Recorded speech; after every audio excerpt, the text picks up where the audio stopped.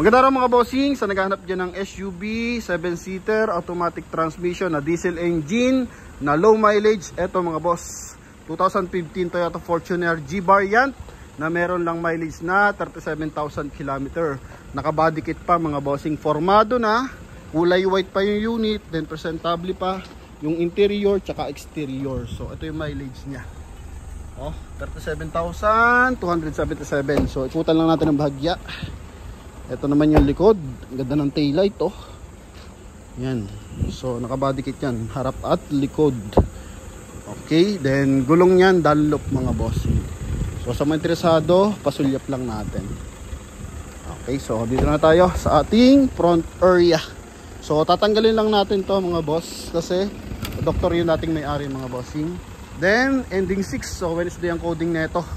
Nakita nyo naman naglagay sila ng extender na bumper mga boss. I think 65,000 ang isa niyan nung kapanahonan pa, pero ngayon not sure kung magkano na lang yan. Okay, so kaya medyo mataas yan kasi pag wala kang makuha dating Black Series, kailangan mo maglagay niyan para mas maporma. Lalo na kung may pambili ka naman ng bumper. Then ang kakulangan lang dito mga boss, gawin mong R18 yung mags neto o R20. Yan mga bossing, gawin mong R20, sobrang forma na ito. So sa makakabili, alam nyo na, gulong na ito Dunlop mga bossing ha, original. Yan, then dito sa front area, maayos yung pag light nyan, tsaka headlight. Yan, sobrang presentable nyan. Then naka chrome yung kanyang front grille, naka hood scoop yung ganyang model mga boss, no? 14 at saka 15 I think, hanggang 16 model. Then may signal light sa kanyang side mirror, may roof rail, may rim visor, and buo yung kanyang stepboard mga bossing ha. Yan, so pasok lang tayo sa interior. Ito normal na yung mga discoloration ng bahagya sa pintuan kasi lagi siyang nasasagi. Yan, ito mga boss, may wood accent sa kanyang door panel, chrome yung kanyang door opener. Then dito naman is fabric. Yan, power fold na yung side mirror ng ganyang model mga boss. Pabalang natin, retractable mga bossing. Yun Then check na lang natin yung kanyang power adjust side mirror. Eto. Yun, so gumagana siya mga boss. Then sa kabilang side, yun mga bossing. Then dito sa kanyang steering wheel, so wood accent din. Then dito connected yan sa kanyang mga bossing. Naka-pattern sa kanyang dashboard. Naka-2 din na yung kanyang dashboard. Then naka-automatic climate control. Yan, so dito naman yung kanyang steering wheel mga boss. Busina, naka-upgrade na rin yung busina niya mga boss. Then even yung kanyang, parang Black Series na rin yung dating nata nito kulay gray din dito, then dito naka-pattern hanggang sa kanyang mga boss, sa kanyang door panel. Yun, as in presentable to. Sa leather lang mga bossing is aftermarket mga boss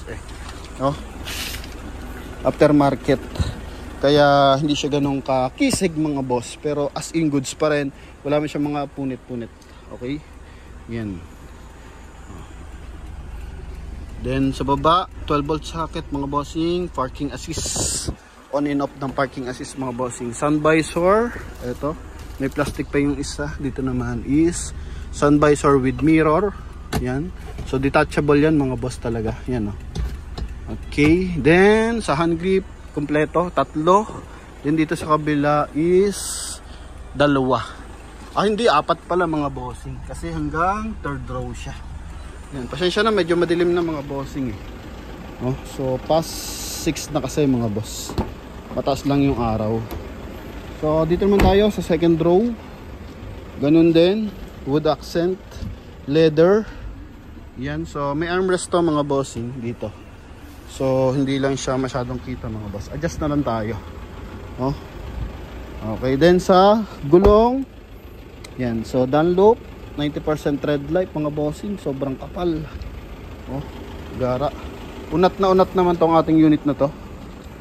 Yan mga bossing. Sa tail light niya, napakalinaw ganda. Dito buo naman siya mga boss. Naka-upgrade din yung kanyang exhaust. Hindi lang natin mabasa yung brand, mainit na kasi mga bossing. So binagay niya sa kanyang rear bumper. Then naka 2i reverse parking sensor. Yan. So may ilang gamit sa likod mga bossing ha. pag inopen natin baka ma-surprise kayo.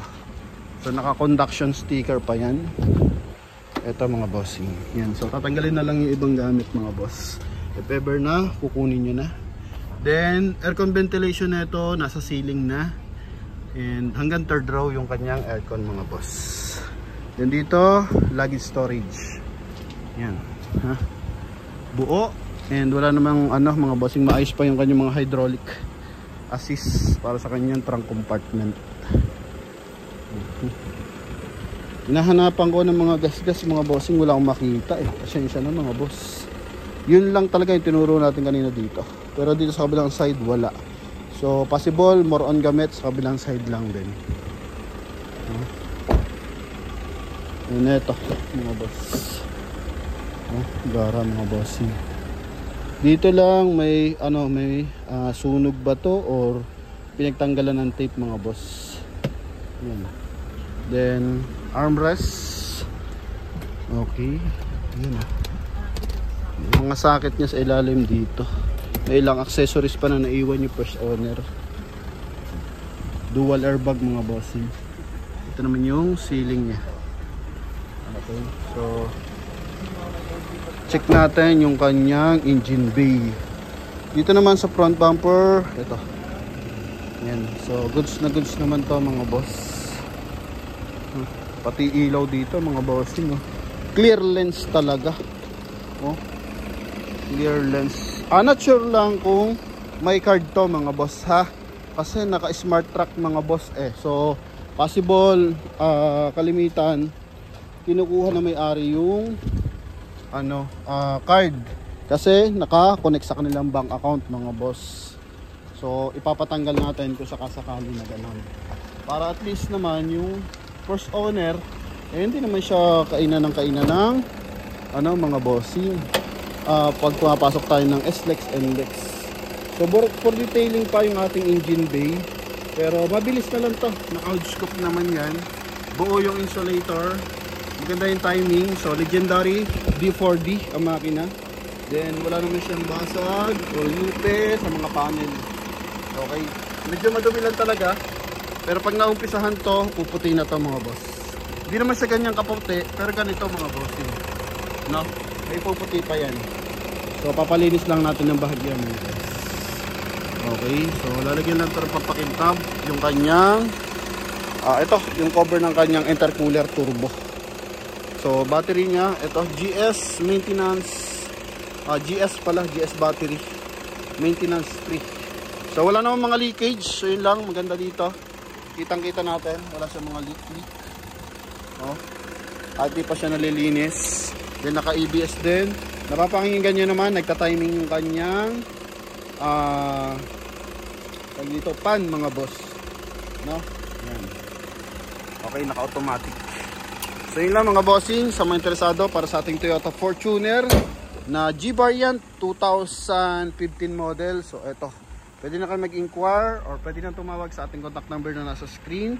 Connected yan ng Viber and WhatsApp mga boss. Yan, para sa ating mga OFW. Ito, baka kursunado nyo mga bossing. Tawag na ha, ang kisig nyan mga boss. Thank you very much, bye bye, God bless.